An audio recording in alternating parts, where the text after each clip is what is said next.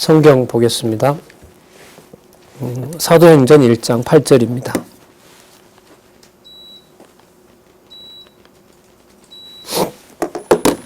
제가 읽겠습니다. 오직 성령이 너희에게 임하시면 너희가 권능을 받고 예루살렘과 온 유대와 사마리아와 땅끝까지 이르러 내 증인이 되리라 하시니라. 사도행전 1장 8절 말씀이죠. 우리 교재를 보고 요절을 잠시 설명을 드리도록 하겠습니다. 교재는 444페이지에 보시면은요, 제2편 성령에 의한 성취 내용이 사도행전 1장 12절부터 요한계시록까지 나와 있습니다. 먼저 사도행전 1장 12절부터 사도행전 28장까지 여기에는 교회 창립에 의한 성취 내용이 나타나 있습니다. 문장을 한번 살펴보면은요, 성령께서 교회를 창립함으로써 예수가 그리스도이심을 섭리하시는 거죠. 그러니까 예수가 그리스도이심을 교회를 창립하는 과정을 보여주시면서 이 섭리 속에는 하나님의 방법이 들어갑니다. 그래서 섭리 이렇게 말하면은 함께 따라오는 개념이 뭐냐면 주권입니다. 그러니까 주권은 하나님의 언약을 이루어 가시는 하나님의 특유한 방법, 이걸 우리가 주권이라고 얘기를 합니다. 그래서 좀 다시 말씀드리면 성령께서 교회를 창립함으로써 교회의 머리 되신 예수가 바로 그분이 그리스도이심을 보여주심으로 주권적인 방법으로 보여주시는 것을 통해서 바로 살아계신 여호와 하나님의 그 능력을 드러내시는 겁니다. 하나님 살아계신 증거가 되는 거죠. 이 창립이라는 말은 창조와 연관이 됩니다. 왜냐하면 세상을 한 번 만드셨잖아요. 그래서 일회적으로 만들었다, 또 약속한 대로 이루었다라는 것을 강조하는 말이 바로 창이라는 말입니다. 그래서 여기서 창립은 예루살렘에 처음으로 보혜사 성령께서 오셔서 교회를 창립하신 겁니다. 그리고 다른 교회들은 이제 그 예루살렘 교회처럼 세워지는 거기 때문에 설립이라고 용어를 이 저자는 구분을 하고 있습니다. 구분하는 그 중요성은 창이라고 하는 그 창립에서 처음으로 만들었다라고 하는 내용은 마태, 마가, 누가, 요한복음, 사도행전 1장 11절까지 예수에 의한 성취와 직결되기 때문에 연결이 바로 이루어지는 내용을 강조하기 위해서 창립이라고 제목을 붙인 것으로 알고 있습니다. 거기에는 당연히 여호와 하나님의 전능성과 여호와 하나님의 신실성과 주권성과 영원성과 자비성이 드러나고 있고요. 그걸 좀 이따가 설명을 드리도록 그렇게 하겠습니다. 그리고 로마서부터 갈라디아서는 444페이지 첫 번째 단락 세 번째 줄, 로마서에서부터 갈라디아서까지는 창립된 교회가 또 설립이 되고 또 설립된 교회들을 성령께서 양육하시는 겁니다. 양육은 기르는 거죠. 이 기르는 일은 당시만 그런 것이 아니라 2000년 교회사가 하나님께서 교회를 양육하신 역사인 겁니다. 오실 때까지 이 양육이 일어나고 있는 거죠. 아까 기도에서 말씀드린 것처럼 여러분들과 제가 이 시대에 진리의 말씀으로 서로 연관된다고 하는 것은 소개해주는 자, 안내하는 자, 안내받는 자가 이 시대에 함께하고 있다는 것하고 관계됩니다. 그게 양육의 증거입니다. 오늘 우리가 신입부 이제 제 강의 50강을 이제 마지막으로 안내를 드리는데요. 그 모든 이제 시간들이 여러분들과 저를 교회의 머리 되신 예수 그리스도께서 양육해 오신 한 과정이었다는 것은 너무나 분명합니다. 그 다음에 양육한 교회를 성령께서 무장시키시는 내용이 에베소서에서부터 빌레몬서까지 나타나 있습니다. 내용과 그 구조는 좀 이따 살펴보겠습니다만은 논리적 순서로 보면 양육하실 뿐만 아니라 그 교회의 목적을 이루시기 위해서 이 세상에 태어나서 어떻게 보면 사람의 그 상승 곡선이라는 게 있잖아요. 어떤 에너지가 축적되어서 그걸 상당 시간 동안 자기가 이렇게 사용하면서 이 세상을 살아가는 것처럼 교회의 무장도 교회로서 본질에 충실하도록 하기 위해서 무장을 시킵니다. 이때 무장은 종교적인 의미인 거고요. 기독교적인 의미에서 이 무장이라고 하는 것은 진리의 말씀으로 무장을 하는 겁니다. 그러니까 이게 이제 영적인 거라 그러고 육적인 방식, 세상에서 말하는 그런 어떤 힘과 권력을 쌓는 것하고는 완전히 질이 다른 경우인 거죠. 그러니까 성경을 공부하는 그 일이 양육과 그 다음에 바로 무장의 의미를 가지고 있는 겁니다. 그러니까 여러분이 지금 성경을 처음 보거나 지금 배우는 단계라고 본다면은 바로 그거는 무장이 이제 시작된 거라고 할 수 있겠죠. 우리 기준으로 보면, 여러분이 가지고 계신 교재 기준으로 보면 창세기부터 계시록까지 모든 내용을 영적인 투쟁을 위해서 창세기부터 계시록까지 모두 하나님의 말씀이다. 그것은 바로 절대 진리다. 이것을 여러분들이 확인하는 것과 직결되어 있죠. 자, 그 다음에 무장한 교회를 히브리서에서부터 유다서에 근거하면 그 교회를 투쟁시키신다는 내용이 나타납니다.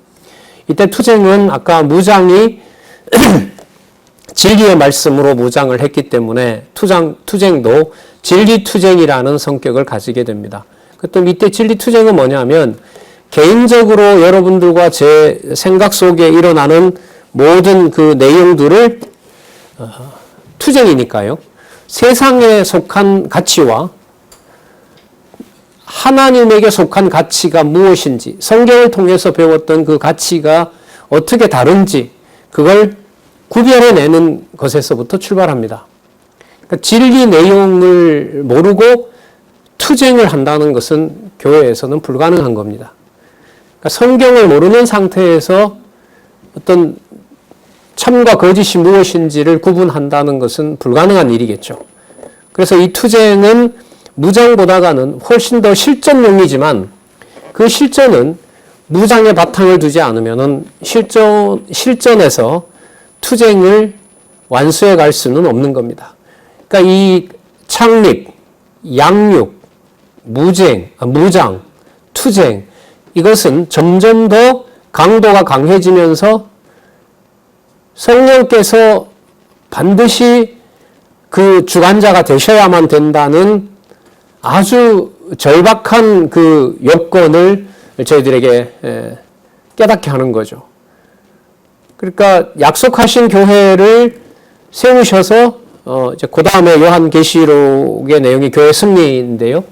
승리하시도록 하신다는 것이 약속인데 그 약속을 이루어 갈 수 없는 상황에다가 하나님이 집어넣고 그 상황에서 도저히 사람의 능력으로 할 수 없는 상황을 하나님의 능력으로 교회가 투쟁하도록 해나가시는 겁니다. 그 종교개혁자 인물 가운데 그 마틴 루터가 그러죠. 자기를 죽이려는 사람은 수백 명인데 저는 홀로 하나님 앞에 섰습니다. 주여 저를 돌봐주시옵소서 라고 하면서 어쨌든 목숨은 건지고 독일어로 성경을 번역하는 그 중요한 사역을 합니다마는 너무나 많은 생명의 위협을 겪게 되죠. 당시 수천 명의 어떨 때는 하룻밤에 2,300명인가요? 바돌로뮤의 대학살이라고 프랑스 파리에 카톨릭 왕이 속여서 개신교 들어가고 화해하자고 그 잔치 자리를 만들어서 자기 딸을 미끼로 삼은 거죠. 그래서 금요일 날 밤에 참석한 프로테스탄트 2,300명인가요?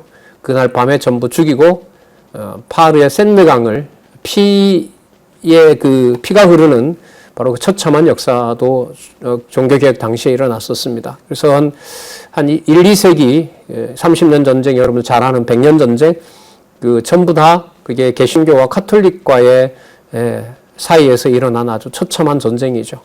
서구 사람들은 그 전쟁을 겪으면서 이 종교개혁이라고 하는 것에서 처음에는 긍정적으로 봤다가 나중에는 다 떠나는 그런 일도 이제 벌어지게 됩니다. 자, 다시 한번 돌아와서 말씀을 드리면 이 진리투쟁이라고 하는 것이 우리가 상상하는 방식과 사회적 환경으로 되는 게 아닙니다.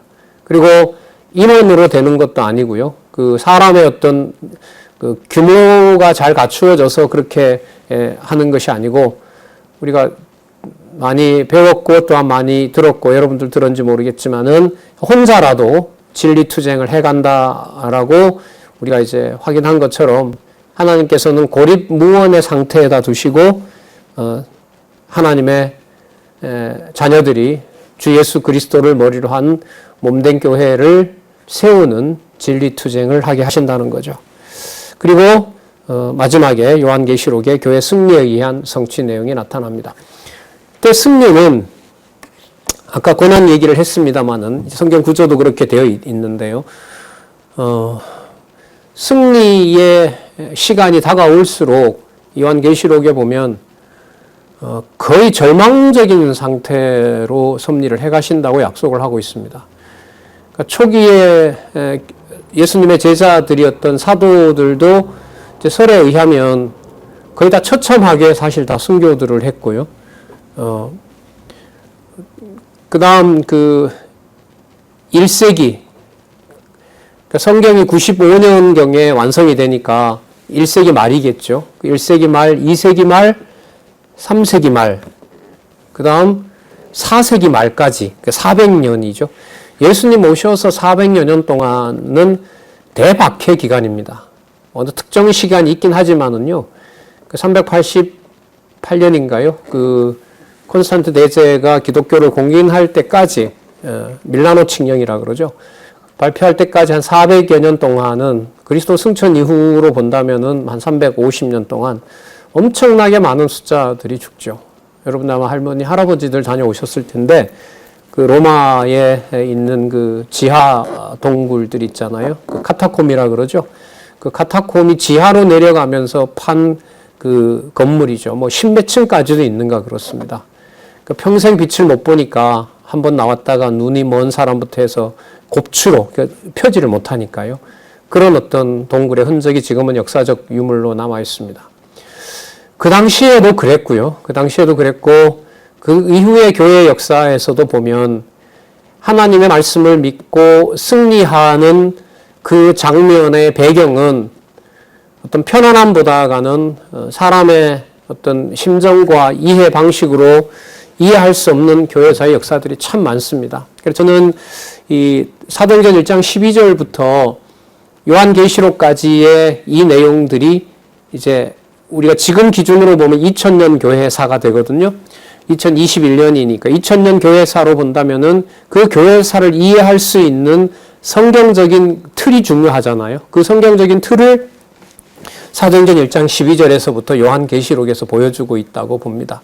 그러니까 교회가 지금 이제 설립이겠죠. 예루살렘 교회가 처음으로 성령께서 오셔서 약속한 대로 세우신 거니까요. 거기에서부터 시작해서 지금도 설립되고 있는 교회들. 우리는 이 교회를 성도가 몇 명 있고 목사가 있고 이런 제도를 말하는 게 아닙니다.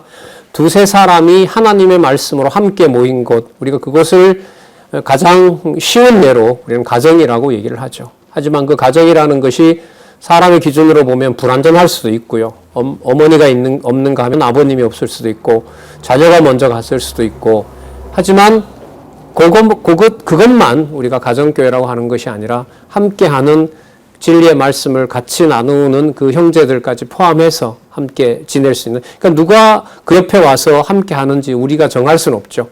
어쨌든 그 모든 교회가 승리의 시간을 갖게 된다는 것은 이 세상에서 얘기하는 그런 승리감으로 가는 그런 상황과는 동떨어진 그런 예가 너무너무나 많습니다. 그 역사를 이해할 때 머리 대신 주 예수 그리스도가 교회를 통치하시는, 또 이렇게 우리가 섭리라고 얘기를 하죠. 섭리에 가시는 그 방식을 성경을 통해서 그 방법을 이해하지 못하면 교회사를 읽어 나갈 때도 참 힘듭니다. 꼭 이렇게까지 할 필요가 있느냐라고 제가 신문에 그 종교개혁 특집 하면서 유럽 교회사를 제가 이렇게 쓰면서 책들을 보면은 왜 하필 이런 방법일까? 근데 그런 질문을 우리가 이 사도행전 1장 12절에서부터 우리가 그 요한계시록까지 정독을 하고 또 우리 지금 가지고 있는 여러분이 교재를 중심으로 이렇게 단계별로 이해를 하게 되면은 그 역사를 볼 때 단지 정보로 끝나지 않고 하나님 살아계신 증거라는 것이 교회사이고 이것은 우리 기준으로 평가할 수 있는 그냥 교회 역사를 전공했으니까 이 정도는 내가 적을 수 있겠다라는 걸로 단지 기록하는 그런 의미에서 교회 역사는 아니라는 거죠. 그 이상의 의미를 갖는다고 할 수가 있습니다. 자, 그럼 우리 시간 되는 데까지 하나씩 살펴보도록 그렇게 하겠습니다. 444페이지에 보시면 먼저 예루살렘 교회를 창립하시는 내용에 보면 445페이지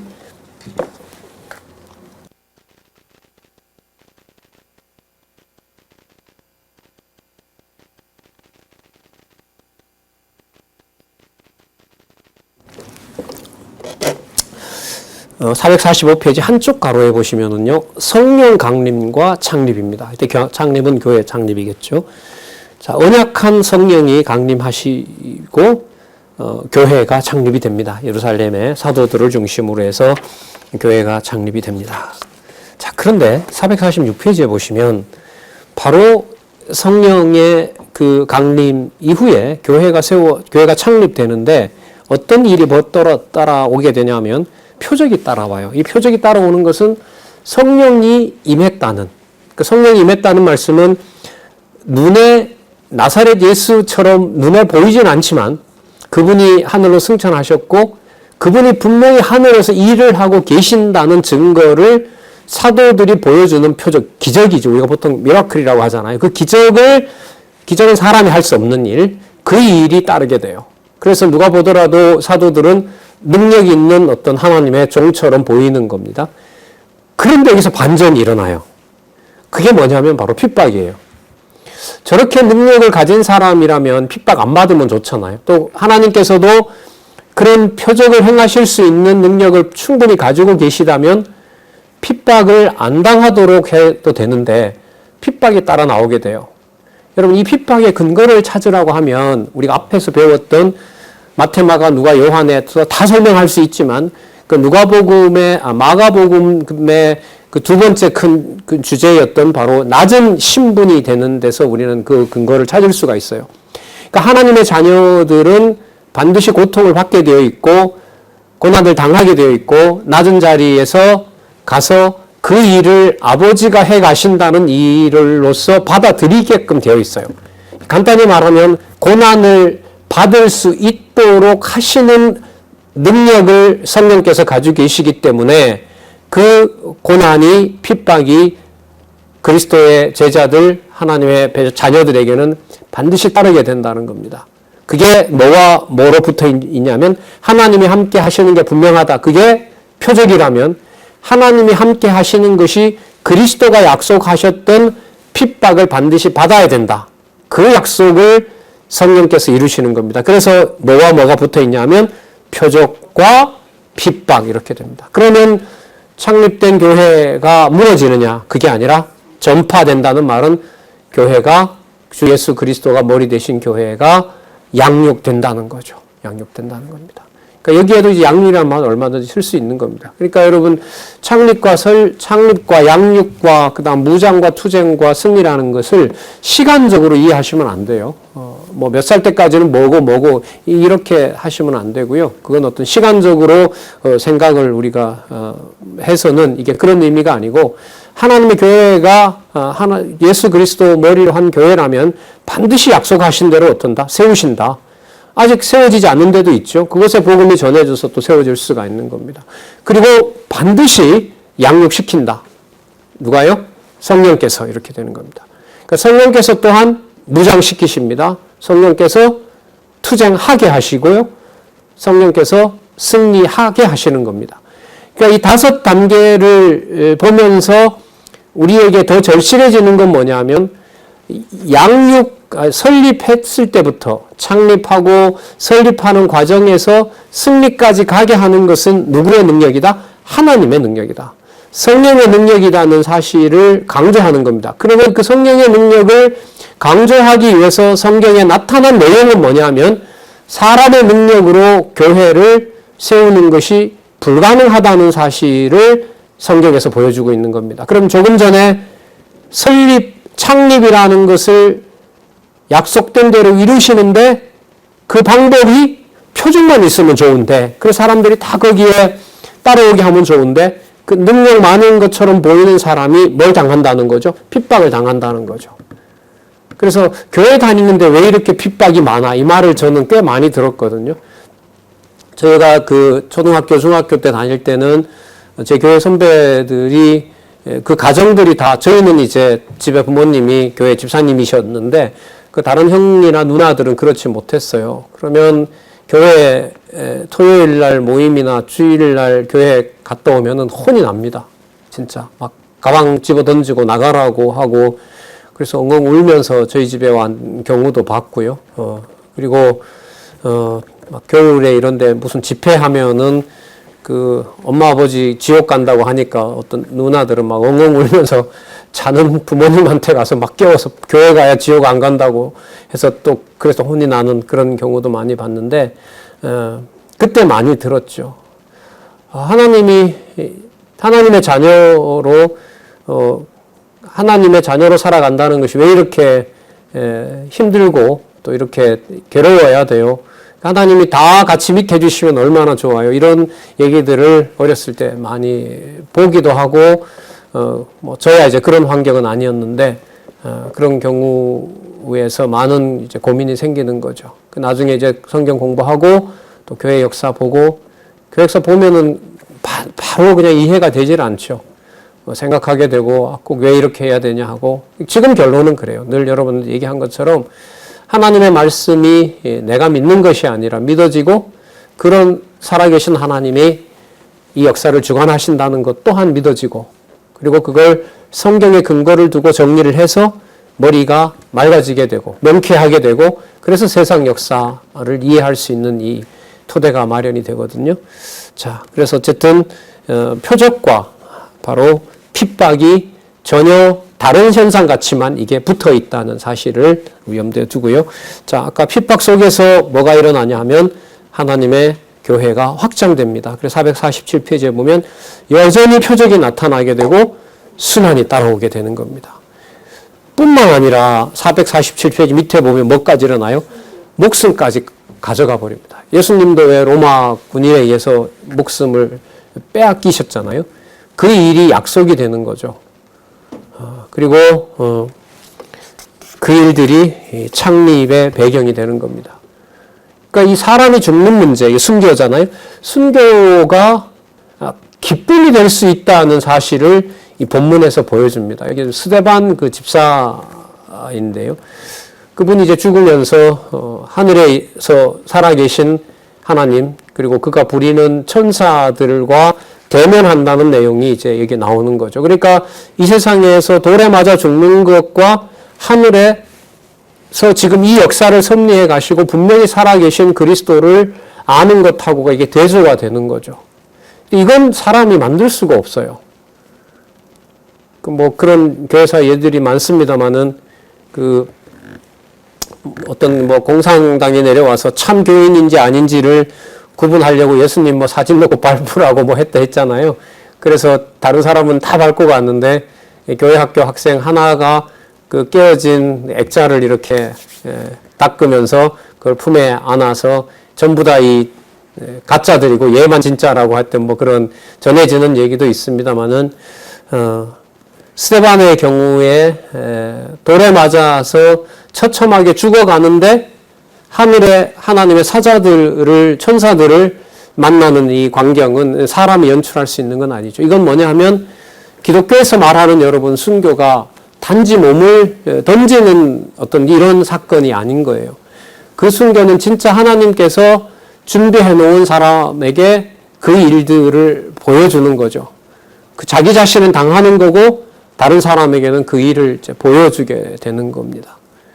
얼마 전에 그 북한 선교 소식을 들었는데 70년대에 평양 고속도로가 놓일 때 그 지하 토굴에 있던 사람들이 고속도로가 나는 바람에 그 몇 사람이 한 20여 명인가요? 그 땅굴을 파면서 그 지하교회가 드러났다고 해요. 참 처참하게 죽이거든요. 그 땅 고르는 그 롤링하는 큰 그 쇳덩어리 차 있잖아요. 그걸로 이제 밀어버렸다고 얘기를 해요. 그래서 어떤 아이 하나가 이제 막 울면서 그러는데 그 어머니가 달려있는데 어떻게 달리냐 뭐라고 했다 그러죠. 너 예수님 앞에 가는데 왜 징징거리냐고. 이리 오라고. 울지 말라고 더 이상. 그런 보고를 들었거든요. 거짓말은 저는 아니라고 봅니다. 뭐 종교개혁 시대부터 우리나라도 여러분 45년 해방하고 저기 지금 만주에서부터 평양까지 그 북쪽에 그 평양까지 굉장히 많은 그 기독교인들이 있었거든요. 일제시대 때. 일본의 그 탄압을 받으면서도 교회를 돌봤던 장로님들 또 목사님들 또 교인들이 많거든요. 김일성 정권이 48년에 들어서면서 그 6.25 동란 때까지 그 한 2년 사이에 얼마나 많은 사람이 죽는 줄 모릅니다. 회유하고 협박하고 때로 말 안 들으면 그 공산당원들이 와서 죽이고 한국에는 그 미군이 들어오는 바람에 이제 기독교라는 것 때문에 그 핍박은 안 받았습니다만은 그런 역사가 있습니다. 지금도 뭐 지척이죠. 사실 뭐 자동차로 가면 제가 있는 곳에서도 3시간 반, 4시간이면 갈 수 있는 데 아니겠습니까? 그리고 거기에다 가난에다가 교회로 보면 드러나면 그 잡혀가거나 아니면은 뭐 죽을 위험에 처해 있는 바로 그 교회, 북한 교회가 우리 지척에 있잖아요. 그래서 제가 이 말씀을 전하면서 또 여러분들하고 이렇게 현재를 살아가면서 북한에 있던 많은 목사님들이 내려와서 남한에 있는 교회를 세우고 또 거기에 복음을 전하고 또 신학교도 세우고 이런 역사가 있었거든요. 그런 간단한 한국의 교회에서만 보더라도 하나님께서 남한에 또 여러분들과 저처럼 이런 편안한 상황에서 얼마 전에 선진국이라는 타이틀까지 달고 있고 뭐 지난주에 보니까 OECD에서 경제 다른 나라들 지표는 다 낮췄는데 어쨌든 한국은 4%라고 또 딱 고정해놓고 얼마든지 가능하다고 그러는 이 상황에다 두셨거든요. 그러니까 너무 풍요로운 거죠. 너무나 안정되어 있고요. 우리 현재 지금 저희들이 살고 있는 사회에서는 그런 상황과는 달리 아까 이제 스데반 얘기하다가 말았는데 그 돌에 맞아서 그것도 자기 민족한테요. 그 상황이 하나님 살아계시고 저게 교회를 예수 그리스도가 통치한다는 것을 우리가 그 현장에 있다 하더라도 그걸 수용하고 납득한다는 것은 불가능한 일입니다, 사실. 그래서 저는 성경을 바탕으로 해서 교회 역사를 살펴보기를 이제 꼭 권하는 거죠. 어떤 사람에게 초점을 맞추는 것이 아니라 교회의 머리 대신 주 예수 그리스도가 지금 승천하셔서 통치하고 계시고 때가 되면 그분이 재림하시고 그리고 그 역사 과정은 우리의 어떤 상식으로 해석할 수 없는 것이 너무너무 많고요. 그 예들을 우리는 성경에서 살펴볼 수가 있습니다. 449페이지에 그 이방지역 교회 설립은 좀 우리에게도 의미가 있죠. 예루살렘과 온 유대와 사마리아와 땅끝까지 복음이 증거된다고 했기 때문에 여호와 이름은 이제 예루살렘에만 있어서는 안 되거든요. 다른 데도 퍼져야 되기 때문에 이방 지역, 당시 이방으로 보면은요, 예루살렘 기준으로 보면 일단은 위쪽에 있는 터키예요. 지금 있는 터키, 거기를 소아시라고 불렀죠. 그 터키에서 바로 이제 넘어가게 되면 바로 유럽의 시작이죠. 마케도니아로부터 시작해서 요즘으로 말하면 마케도니아, 불가리아 이쪽이죠. 거기서부터 이제 유럽이 시작이 되잖아요. 그렇게 해서 아테네, 로마, 스페인, 포르투갈 이렇게 넘어가는 바로 그 유럽이라고 할 수 있습니다. 당시의 제국이었던 로마가 그 한가운데 있고요. 그 지역에 이제 이방인에게 본격적으로 여호와의 이름이 알려지는 거예요. 그게 9장에서부터 21장 7절까지 내용들입니다. 그리고 그 방식은 또 어떻게 할까요? 아까 표적과 뭐가 따라 나왔었죠? 표적과 순환. 표적과 고난이 온 것처럼 또 그 방법을 사용합니다. 450페이지에 보시면은요. 자, 제목만 한번 볼게요. 안디옥 교회를 설립하시는데 안디옥 교회가 성장하는데 헤롯에 뭐가 따라요? 박해가 따르는 거죠. 그리고 451페이지는 좀 이것도 흥미로운 내용인데 말씀과 율법의 변론이 일어나는데 이건 뭐냐면 말씀을 깨달은 사도들이 복음 전하는 자들이 서로 논쟁을 하게 합니다. 무엇이 옳은지. 그리고 그 논쟁을 마무리되게 하고 그 해결책을 제시해줘요. 그러니까 여러분 교회의 그 투쟁은 진리 투쟁은 바깥으로 가기 전에 그 내에서 뭐가 일어나냐면 어떤 것이 참 진리인지 아닌지를 성령께서 구분해내는 겁니다. 누가 어떤 말을 했을 때 그냥 다 받아들이고 이런 데가 아니에요. 제가 이렇게 일방적으로 강의하는 거 싫어한다고 하지만 지금은 어떤 다른 방식이 없어서 이렇게밖에 못하는 것이 이제 되게 진짜 아쉬움이 많거든요.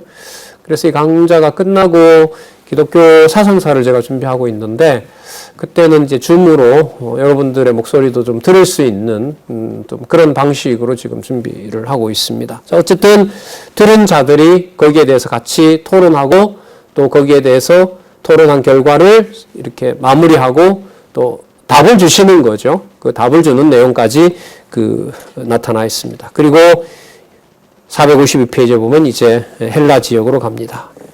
그 453페이지에 있는 지도가 바로 예루살렘 위에 있었던 지금 터키 지역이죠. 그 이른바 아시아 지역, 소아시아 지역에 복음이 전하는 그림이 나와 있습니다. 그 다음에 넘겨보면 455페이지에 아까 소아시아, 그 다음에 454페이지에 보면 헬라 지역 교회 설립 얘기가 나오죠. 그 이제 헬라 반도, 그리스를 중심으로 한 헬라 반도에 교회가 서는 내용들이 나옵니다. 자, 그리고 455페이지에 땅끝까지 당시의 수도인 로마가 세상의 중심이니까요. 로마에 가면 땅끝이 보이는 거죠. 자, 그곳의 역사가 지금 교회 2000년 역사까지 지금도 이루어지고 있는 겁니다. 자, 재밌는 내용이 나옵니다. 455페이지 똑같은 원리가 나오죠. 설립과 사도에 뭐가 나옵니까? 박해가 나오는 거예요. 그러니까 똑같은 원리인 거죠. 유대인들이 박해를 하니까 사도 바울이 로마로 갈 수밖에 없는 환경이 돼요. 이 로마의 시민권을 이 사도 바울이 가지고 있었기 때문에 재판의 확정은 유대인들한테는 일방적으로 당신이 몰리기 때문에 판결의 정당성은 로마의 법정에 가서 받고 싶은 거예요. 상황이 그렇게 되는 거예요. 그러니까 이 상황도 이제 여호와께서 하나님께서 섭리해 가시는 거죠. 뭐 어떤 그렇지 않는 일이 없는 것처럼요. 그래서 457페이지에 보시면 로마 교회를 설립할 수 있는 기회를 하나님께서 주시는데 여기도 한번 보시면은 458페이지에 그냥 순항해서 가는 것이 아니라 사도행전 27장, 28장에 보면 난항이 생기죠. 그 459페이지 지도 나왔잖아요. 그러니까 여러분 이것도 그냥 똑바로 해서 가면 되는데 이 지도부터 한번 보세요. 여러 곳에 들리고 꼬불꼬불하게 하고 지중해의 그 크레타 섬에서 말타까지 가는 이 사이에 엄청난 일들이 벌어지거든요. 그럼 당시에 이 배는 지중해의 상선들은 그 길을 너무나 잘 안단 말이죠. 그런데 하나님께서 유례없는 이 광풍을 일으켜서 사도 바울로 하여금 그 배 안에서 다른 사람도 함께 다 죽을 지경까지 몰아가요. 그리고 그 상황 속에서 로마에 입성해서 복음을 전하게 하는 일들이 벌어집니다. 그래서 28장에 가면 당장 가서 재판을 받을 수가 없잖아요. 그리고 좀 기다려야 되니까 거기에 보면 아주 의미 있는 기간이 나오는데요. 2년간 새 집을 얻어서 거기에서 복음을 전합니다. 여러분 이게 바로 뭐냐면 지금 그 로마 교황청 있잖아요. 자기네들이 교황이라고 가톨릭은 교황이라고 하는데 올라가면 바로 여기까지 가고 거기에 일대 교황은 자기네들은 베드로라고 얘기를 하는 거예요. 근데 지금 뭐 사도행전에 보면 베드로가 갔다는 얘기는 없고요. 여기에 보면 사도 바울이 2년간 셋집에서 무슨 교회를 세운 거죠? 로마 교회를 세운 거죠. 땅끝까지 복음이 전해진다고 하는 아마 이 2년이 되게 행복했을 것 같아요. 왜냐하면 로마 시민으로 살아가니까 유대인들이 함부로 뭐 할 수 없어요. 건들 수 없죠. 그러니까 해 뜨면 오는 사람들에게 거기 뭐 유대인들도 오고 비유대인들도 온단 말이에요. 이때 유대인들은 그 로마에 그 먹고 살기 위해서 왔던 사람들 아니면 뭐 끌려왔던 노예들도 있을 수 있잖아요. 그래서 그 사람들을 대상으로 아마 아침부터 저녁까지 성경에 그렇게 나오죠. 아침부터 저녁까지 2년 동안 그리고 재판받고 잠시 또 풀려나요. 이 사도행전에 보면 풀려났다가 다음에 그 네로 있죠. 네로 황제한테 순교했다는 것이 기독교의 뭐 일반적으로 이렇게 알려져 있는 역사입니다. 그래서 1차 투옥되기 전에 1차 감옥에 갇히기 전에 새빵을 얻어놓고 2년 동안 가르쳤을 때 이때가 아마 가장 마음껏 전하는 시간이 아니었나 이런 이제 생각을 해봐요. 그리고 이제 투옥되고 재판받고 다시 남시 나왔다가 이제 다시 잡혀서 결국 이제 순교하게 되죠. 그러면 이제 이 과정을 보더라도 교회를 양육하고 설립한다는 것의 그 방법에만 초점을 맞춰보면 신적인 능력을 줬는데도 그걸 자기 마음대로 쓰는 게 아니에요. 자기 목적대로 쓰는 게 아니라 주 예수 그리스도, 교회의 머리가 되시는 주 예수 그리스도가 원하는 방법대로 그걸 쓰는 거죠. 그리고 그것은 사람에게 유리한 방향으로 가는 것이 아니라 손익으로 보면은 훨씬 손해가 많은 그런 일 가운데서도 가운데서 하나님의 교회가 선다고 보면 되죠. 교회사는 그걸 많이 말해주고 있습니다. 그래서 이 초대교회사라고 보통 얘기를 하죠. 이 사도들이 죽고 난 다음에 초대교회들은 이런 사도들의 행적을 봤기 때문에 보고 들었기 때문에 그 행적을 보통 다 따라갑니다. 그런데 좀 의미 있는 일은 제가 이렇게 역사를 봤을 때 성경이 딱 쓰여지고 있고 성경이 하나로 모여있지 않기 때문에 부분적이었어요. 그래서 많은 사람들이 여러분 앞으로 듣게 될 텐데 초대교회로 돌아가자. 한국교회가 너무 부패했으니까 그 당시처럼 먹고 나누고 이런 일들도 이렇게 좀 희망을 거기에다 두거든요. 그래서 선생님 생각은 좀 달라요. 지금 성경이 완성된 지금 시각에서 본다면은 당시에 부분으로 들었던 말씀들을 그분들은 들었던 거죠. 그런 경우로 보면 우리가 훨씬 더 우리에게 주어진 하나님의 은총이 어마어마하게 큰 거예요. 그분들은 가르치던 분들이 또 편지 써서 그 일부분 보고 다른 데 있는 성경을 받아서 또 읽어보고 이렇게 하거든요. 그 빌립보서나 골로새서 보면 그러는데 지금 우리 경우로 본다면은 말씀을 듣는 것과 듣지 않는 것의 차이는 너무너무 크다는 말씀을 또 강조를 드립니다. 자, 뿐만 아니라 이런 방식으로 하나님께서 교회를 세워가세요. 그게 로마서, 그 다음 갈라디아서, 그 다음 로마서, 고린도전후서, 갈라디아서에서 양육을 하신다는 내용입니다. 여기는 그 의미 중심으로 그야말로 되어 있습니다. 그러니까 교회를 양육할 때 어떻게 하냐면 하나님의 백성을 새롭게 만들어내야 돼요. 이방인들이 혈통으로 보면 유대인과 아무런 관계가 없는데 이 이방인들이 하나님의 자녀인 것을 이 자녀로 만들어내야 되는 거죠. 그 작업이 바로 뭐냐면 칭의예요. 칭의가 의롭다고 칭하는 거거든요. 그러니까 하나님의 백성이 될 수 없는 자격인데 하나님의 자녀로 만들어낸다는 거죠. 그야말로 태어나게 되는 거죠. 그걸 우리가 신학에서 중생이라고 그러죠. 어머니의 태로부터 이 세상에 나오는 것이 그냥 육체적인 어떤 그런 출생이라면 이때 중생은 하나님의 말씀을 깨달으면서 하나님의 자녀라는 의식이 생기는 겁니다. 이게 이제 칭의의 복음이라고 할 수 있고요. 그 다음에 고린도전후서에 가면은 이 의롭게 된 하나님의 백성들이 자 어떻게 되냐 하면 각자 자기에게 주어진 그 몫이 있어요. 뭐냐 하면은 건물을 지으려면 기초도 있어야 되고 기둥도 있어야 되고 또 기둥으로 이제 집을 세우고 나면 또 그 사이에 필요한 어떤 그 재료들이 필요한 것처럼 하나님의 교회로 하나로 만들어 가게 하기 위해서 하나님께서는 각자 자기 생각대로 살아가던 사람들을 하나로 만들어줘요. 그러니까 예를 들면 이런 거죠. 유대인과 이방인이 절대로 하나가 될 수가 없어요. 예를 들면 저하고 전혀 사상 체계가 다르게 생활했던 뭐 실제로 하는 얘기니까요. 북한에 있는 사람을 만났을 때 여기 이제 탈북해서 여기에 와서 사시는 분들 얘기를 좀 간접적으로 들은 바에 의하면 문화적 충격이라는 것이 우리가 생각하는 것보다 엄청나게 큰 거예요. 이 생각의 구조라든지 어떤 그 식생활부터 시작해서 다 다르단 말이죠. 그렇게 다른 사람들을 하나님께서는 어떻게 하냐면 단합을 시켜요. 단합을 시켜요. 그러니까 도저히 하나로 될 수 없는데 하나로 만들어주세요. 하나로 만들어줄 뿐만 아니라 그 하나로 만드는데 몸은 각자 따로 떨어지지만은 생각과 믿는 것이 뭐가 되냐면 하나가 되게 만들어 놓습니다. 이거는 도저히 사람이 할 수 없는 일이에요.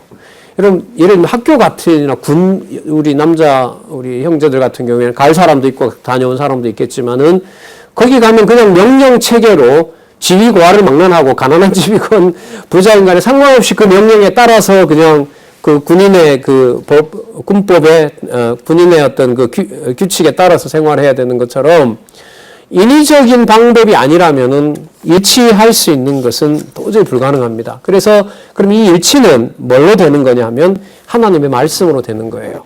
하나님의 말씀으로 됩니다. 하나님의 말씀으로 되게 한 다음에 어떻게 하냐면 그 교회의 성도들이 하나님과 화해를 이루도록 해요.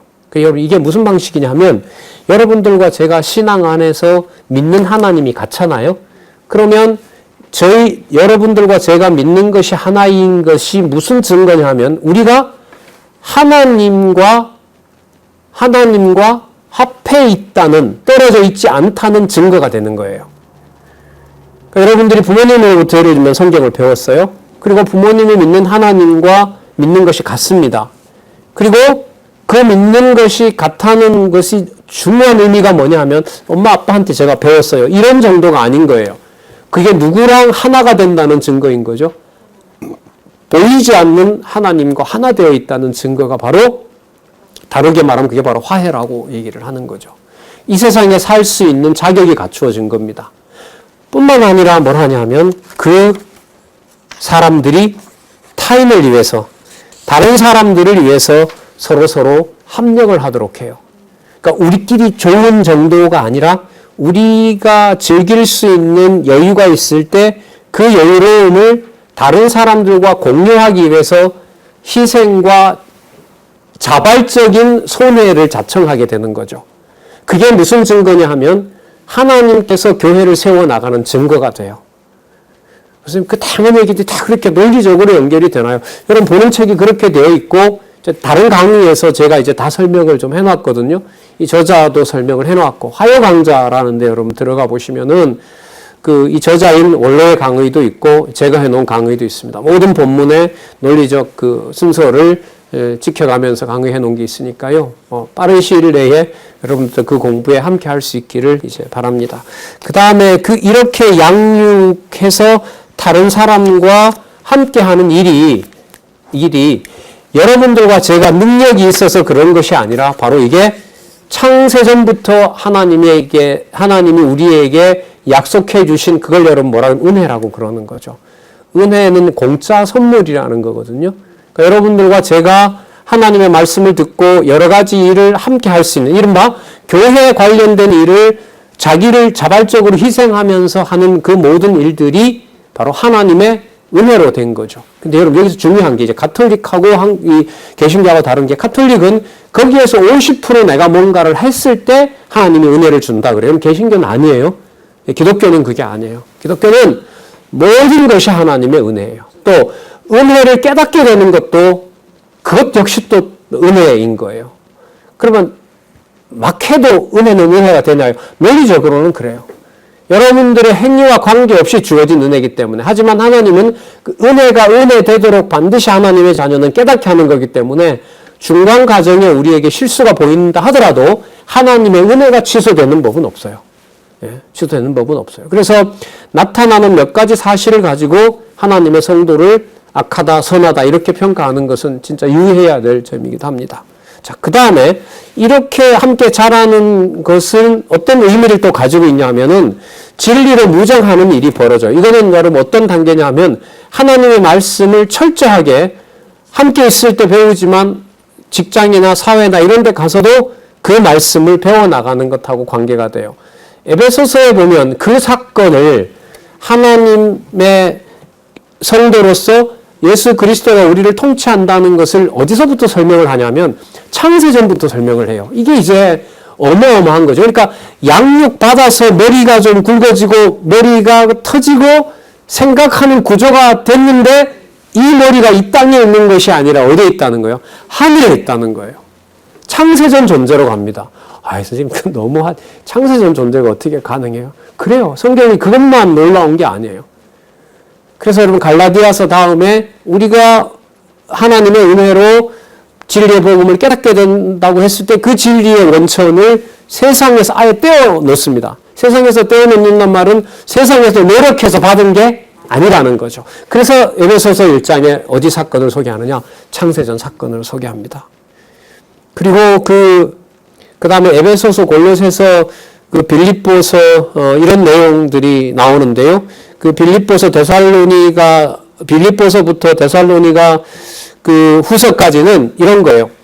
교회가 그렇다면은 여러분 어느 곳은 교회고 여기는 교회고 아니면은 다른 데는 교회가 아니고 그런 게 아니에요. 그런 게 아니고 누가 가 있든지 어느 곳에 있든지 그곳에서 전부 다 뭐가 되냐 하면 교회가 된다는 거예요. 그게 빌립보서에서부터 데살로니가 후서까지예요. 그 다음에 이 디모데 전서에서부터 빌레몬서까지 내용은 뭐냐 하면은 그런 분들이 모이도록 하세요. 그럼 모여서 뭐 하느냐? 먼저 깨달은 말씀을 다음에 자라는 세대들에게 어떻게 이 말씀을 전할 것인지를 고민할 뿐만 아니라 희생 봉사하는 일이 생겨요. 그게 여러분 뭐냐 하면 체제라는 거예요. 그래서 체제를 여러분이 보는 어떤 위계 질서 사회로 보시면 안 되고요. 하나님께서 해 가시는 일로 보셔야 돼요. 장소를 어떻게 합니까? 초월하는 거예요. 장소를 초월해서 일어나는 일이기 때문에 어떤 한 곳에만 묶이지 않는다는 것을 여러분 기억을 하시기 바랍니다. 그리고 몇 페이지로 가냐 하면은요. 3장 다음에 513페이지에 보시면 투쟁하는 일이 벌어지죠. 이때 투쟁은 하나예요. 어떻게 보면 단순한데 어떤 큰 일과 위대한 일이라 하더라도 일어나는 일의 주관자가 교회의 머리이신 주 예수 그리스도를 배제하면 그거는 철저하게 투쟁에서 패배하는 거예요. 그럼 투쟁의 비결은 뭐냐 하면 여러분들과 제가 가정에서 혹은 이웃들과 형제들과 그리고 교회 선후배들과 함께하는 그 일이 그 사건이 머리 대신 주 예수 그리스도의 통치를 받고 있다는 것에서부터 벗어나게 되면 그게 바로 투쟁에서 지는 거예요. 그럼 반대로 어떤 일이 벌어지고 어떤 상황이 된다 하더라도 거기에서 교회를 주관해 가시고 역사를 주관하시고 여러분들의 개인 역사를 주관해 가시는 예수 그리스도에 대한 믿음이 있다면 그거는 패배가 아니라 뭐가 돼요? 승리가 돼요. 승리로 가서 다시 더 한 번 말씀을 드리면 아까 스데반처럼 예수님처럼 다른 사도들처럼 교회 역사에서 또 북한에서 수많은 죽었던 성도들처럼 아기부터 시작해서요. 아기부터 엄마 품에서 죽었던 그야말로 우리로 보면 시간으로 보면 선배들이죠. 그분들로부터 시작해서 지금도 중동에서 복음 전하다가 아랍의 무장 군인들이나 아랍 사람들로부터 고난도 받는 사람이 있고 죽는 사람도 있어요. 그것이 머리 대신 주 예수 그리스도가 교회를 글쎄 그걸 보호라고 하기엔 좀 너무나 힘든 말인데 보호하시고 지금 주관해 가신다, 인도해 가신다는 것을 믿게 된다면은 믿어지는 믿음이 생긴다면 그 믿음을 유지해 주신다면은 그 자리는 투쟁에서 패배한 자리가 아니라 투쟁에서 뭐 한 자리가 된다? 승리한 자리가 된다는 거죠. 그럼 여러분들 뭐 다 똑똑하니까 느끼실 거예요. 교회는 그럼 우리 게 아니네요. 아니에요. 그럼 어딘만 교회가 아니네요. 그것 맞아요. 그것도 아니에요. 여러분이 있는 곳 그곳에 주 예수 그리스도가 머리 되셔서 여러분들을 인도해 가신다는 진리의 말씀에 대한 확증이 있는 곳이라면 그곳은 어느 곳이든지 간에 교회가 될 수 있는 거예요. 귀한 자리가 되는 거죠. 우리는 몇 명밖에 안 된다든지 어떤 우리가 뭐 이 정도밖에 안 된다든지 우리는 성경도 잘 모르는데 이런 말을 함부로 할 수가 없는 거죠. 지금 얘기한 건 전부 다 주 예수 그리스도께서라는 주어가 없는 얘기인 거죠. 하지만 주 예수 그리스도가 교회의 머리 되시고 모든 교회의 설립과 창립과 설립과 양육과 무장과 투쟁에서 어떤 형태이든지 간에 잡아주고 계신다면 그것은 설립 자리이면서 동시에 무슨 자리가 돼요? 승리의 자리가 되는 겁니다. 이런 내용들의 논리적 연결성도 강론집을 통해서 이미 다 밝혀놨고 저도 강의를 했고 하니까요. 여러분들이 성경에 하루속히 그 깊은 뜻에 도달하기를 또 들어오기를 간절히 소원합니다. 그동안 한 50강을 통해서 글쎄 여러분들의 마음을 제가 다 읽을 수는 없지만 하나님께서 여러분들에게 성경을 공부할 수 있는 그런 기회를 주셨기를 간절히 바라고요. 다음에 또 기회가 되면 또 신입부 강의를 하는 것으로 이렇게 막연하게나마지만 소원으로 일단 말씀을 드리고요. 한 2주 정도 쉬었다가 신학 강좌하는 시간을 지금 이 시간으로 할까 합니다. 그때 다시 또 광고를 드리도록 하겠습니다. 그동안 좀 어려운 부분도 있었는데요. 여러분들 잘 따라와줘서 감사하고 성경을 스스로 보고 하나님의 존재를 확증하고 또 주 예수 그리스도의 교회 머리 되신 사건과 매일매일 보혜사 성령께서 여러분들과 저를 인도해 가시는 영원하신 하나님의 그 존재를 확증하고 창세전에 여러분들과 제가 받은 복에 대해서 민감하게 지혜롭게 그렇게 반응하면서 살 수 있는 일이 많아지기를 간절히 소원합니다. 수고했습니다. 기도하겠습니다. 하나님 아버지 감사합니다. 주신 시간들 너무나 귀한 시간으로 하나님 채워주셔서 감사합니다. 만날 수 없는 귀한 주의 지체들 이제 진리의 말씀을 깨닫고 하나님 말씀을 배우고자 하는 귀한 신앙의 후배들에게 하나님 한없는 지혜와 총명을 허락하셔서 성경을 하나님의 말씀으로 깨닫고 하나님 존재의 확증을 더하고 또 살아가는 인생에서 어떤 상황이 되더라도 하나님 살아계신 것을 잊지 않는 놀라운 큰일로 하나님께서 만들어 주시옵소서. 간절히 원하오며 예수님의 이름으로 기도드렸습니다. 아멘.